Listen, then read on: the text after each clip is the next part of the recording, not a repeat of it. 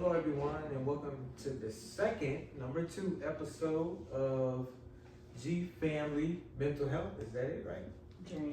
Journey. I'm sorry, G Family Mental Health Journey. Mental Health Journey. So I'm new to this, guys. So we would like to welcome you. My name is Gary. I'm Gloria. I'm Jeremiah. I'm the father. He's the son, and she's the mother. And we're here just to talk about a little about mental health and challenges that Jeremiah is facing in life, and being a parent of Jeremiah, how we're coping and dealing with it.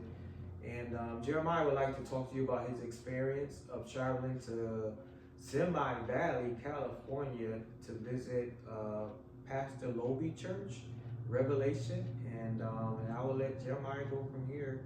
I guess I'll start by asking him a question. What made you select that his ministry, Pastor Loby's ministry? Well,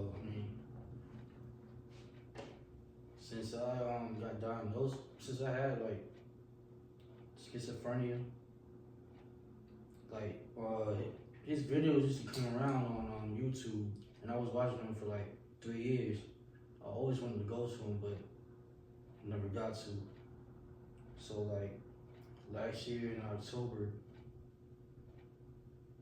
I went up with the flight to Semi Valley. I mean, not Semi Valley, the Los Angeles LAX airport. Mm-hmm. Then I took an Uber straight there. But I wanted to go there because my schizophrenia, like, he's a prophet, so I wanted to get deliverance. Yeah, he was seeking deliverance. Yeah. And tell us your experience. How was the service, for one? Oh no, I would say that was the best church I ever went to. So it's the best church you ever went to? Like, far as like, I would say, far as nobody's in the family, because I got my auntie that she has a church. Then my mama, grandmother, she but that's what she like to be called. Mm-hmm. She had a church too as well. So yeah, all the churches I've been to, I really haven't liked. I was so peaceful there, and being in California, I was so peaceful. Like, I was going to sleep well and everything. Like, I usually don't, but like, everything was so easy. I was so calm, peaceful. It was a beautiful, state. So we'll let Gloria take it over from here. I just wanted to, far as him going to Semi Valley, I know he would want to go there because I used to watch the church service all the time. I couldn't get enough of it. I watched it every day. I couldn't wait for a Sunday, couldn't wait for a Thursday. Actually, I wanted to go myself. So I really feel like him going was because I watched so much.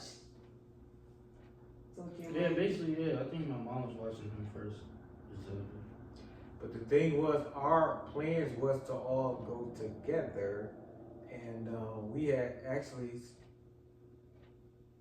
I don't think we came up with a particular date, but we was telling Jeremiah to hold off. But at the time, Jeremiah was really dealing with the mental health, and he wanted to, be free from a lot of stuff he was dealing with, and he felt that ministry will help him. And he didn't get quite he said the service was nice, but I'm gonna let him talk about when he first got there, which I believe the service was held on a Sunday, but they was doing something in particular on that Saturday. And he got there on Friday. They didn't do nothing Saturday. I went there Saturday just seeking help. All right, you went there Saturday seeking help. So tell us your experience of, because actually the church was closed on a Saturday, right? Friday, you said Friday. No, I definitely went there Friday, I think. I forgot. I think it was Friday. It was for sure Friday. Because I had to wait a whole day or something. Mm-hmm. But so what happened on that day you arrived at the church for the first time? Basically, they didn't let me go inside, but yeah, they wasn't open. Yeah, it's like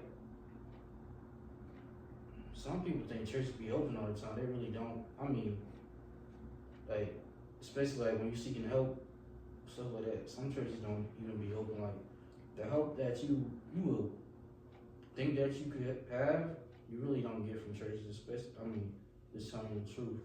Like, the man that dropped me off, because I took an Uber. The Uber over there was like 100 and something, straight from LAX. And he was like, yeah, the church, they always be open. They wasn't. You know, I was a shocked man, but they was like, you have to come back. So, like on Sunday, so I went to, I got a hotel, stayed there for a day. You know, I still had fun, you know, because it was a beautiful place. Like California is so beautiful. It's like Spain or something. Yeah, I had a good time. Yeah, a downfall. I don't know what goes on at Revelation Church, but a church on that status, you know, he's well known. The church is well known throughout here in the U.S. and other countries.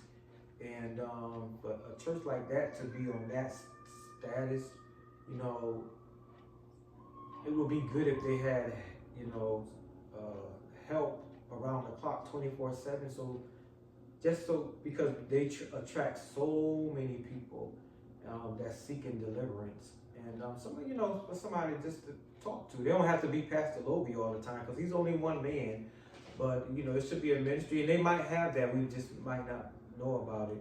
But if they don't, you know, it'd be nice if there was to have that in place. You know, because you never know what time and place, or you know, what time or day somebody's going to show up and just need the help, dealing with mental health or any other issues that a person might have. So I don't know where y'all want to go. I'm going to talk from my perspective. This is how it happened for me.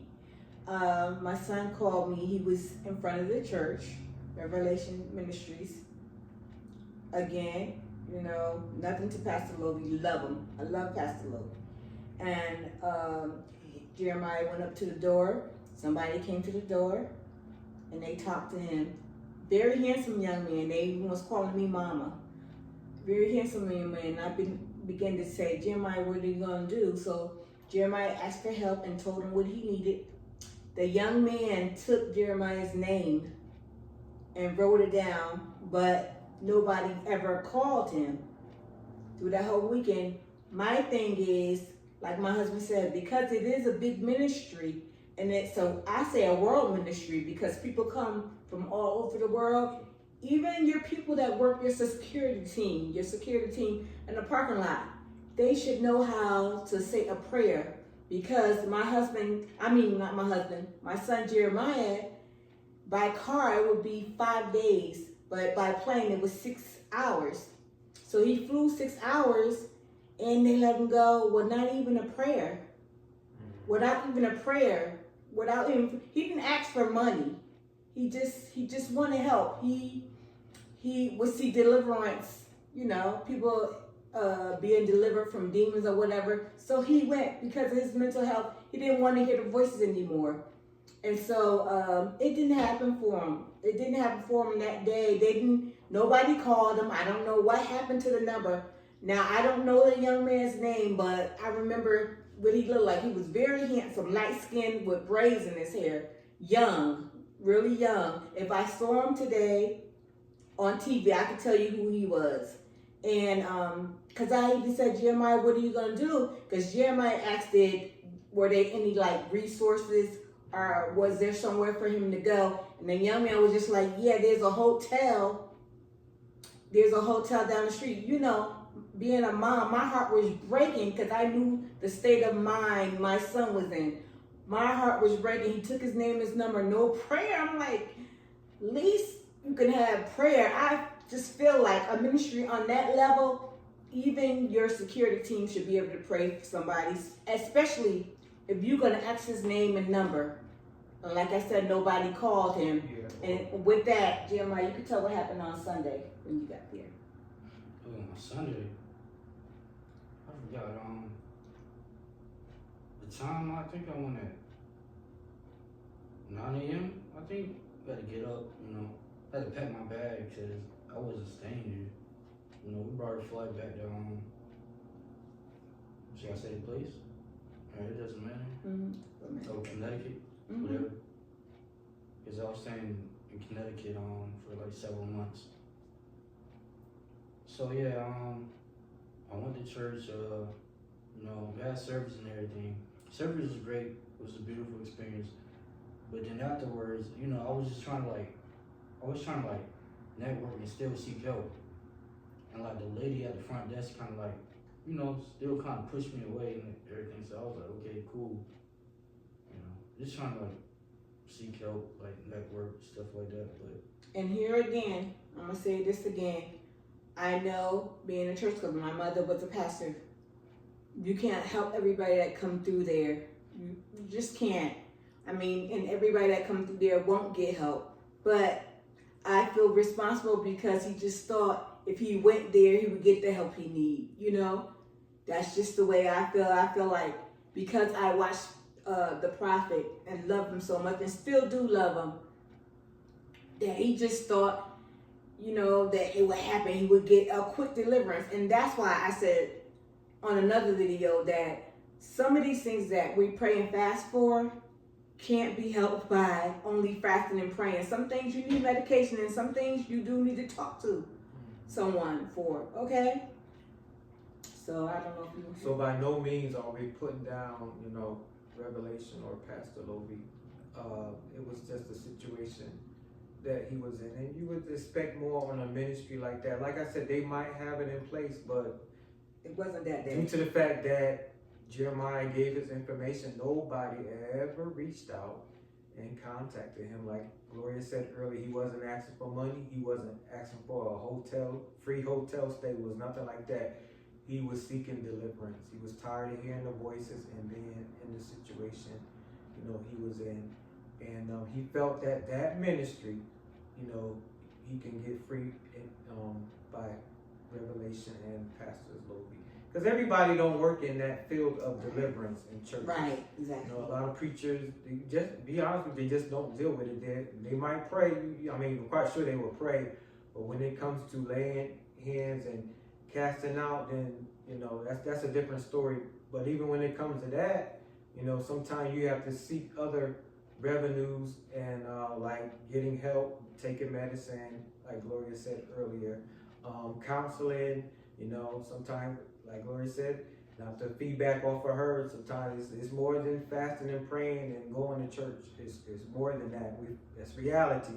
It's really more than that. We find it out.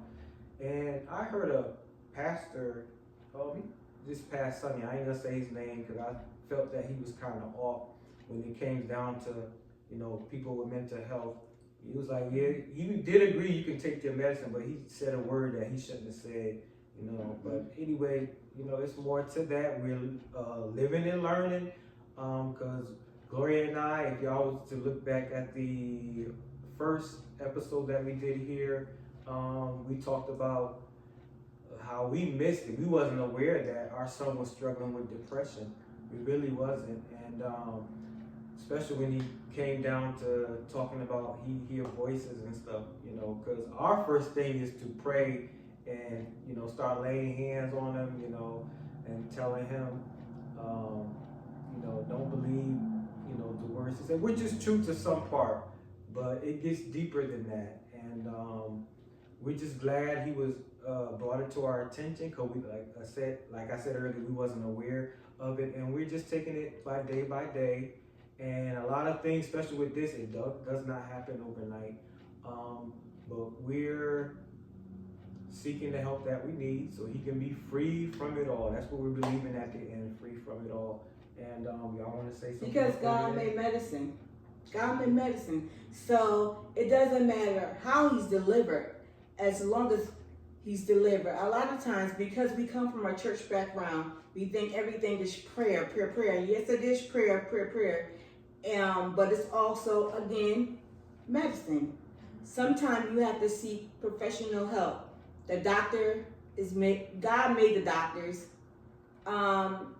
Just your brain is just like your knee. If it hurts, if your knee hurts, you're gonna get medicine. Sometimes you need medicine for your brain, and that's okay.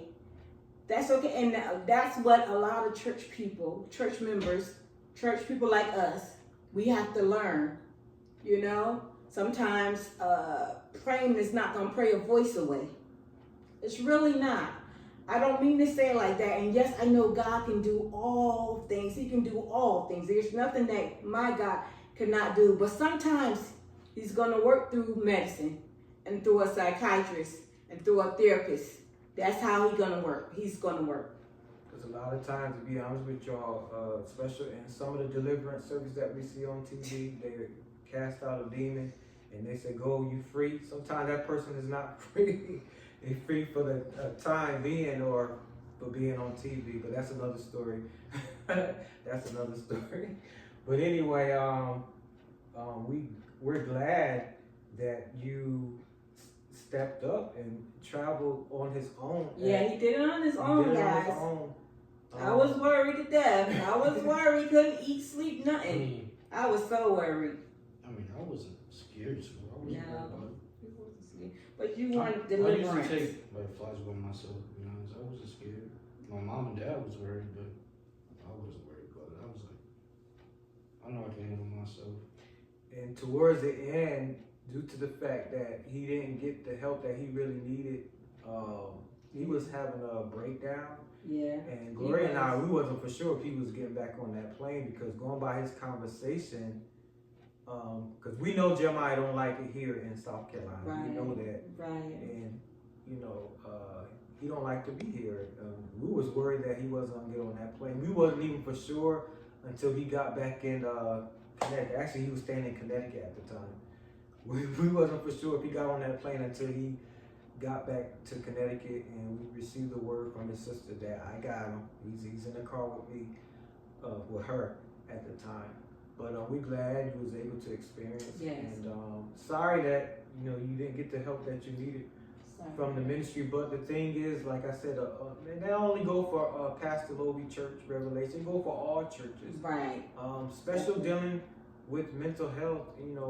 It's feel like it's on the rise. Yes. It feel like it's on the rise. Everybody's talking about mental health, and churches we need to put that help in place. Or if you're not familiar with that, or be honest, moving in that, at least honest. try to direct them or where to go to get help. That's all we're saying. All right. Exactly. I'm done. All right. We're done. You have anything else to say, Jeremiah? Not really good. All right. Well, I should try to go to California though. He said try to go to Good California. Try to go to California. You'll have a good time. And go to Revelation Church. You may have a better experience than what Jeremiah had. Exactly. And we promise him we're gonna go. But we're gonna go. We don't know when, but we're gonna go. We're gonna put that in our books and gonna try our best to make it. When, we can't say when, but we're gonna try to go. All right, until next time, y'all. Thanks for watching, and don't forget to like and subscribe. Help grow this channel here, GFAM Mental Health Journey. GFAM Mental Health Journey. All right. All Until right. next time, peace and blessings, everyone.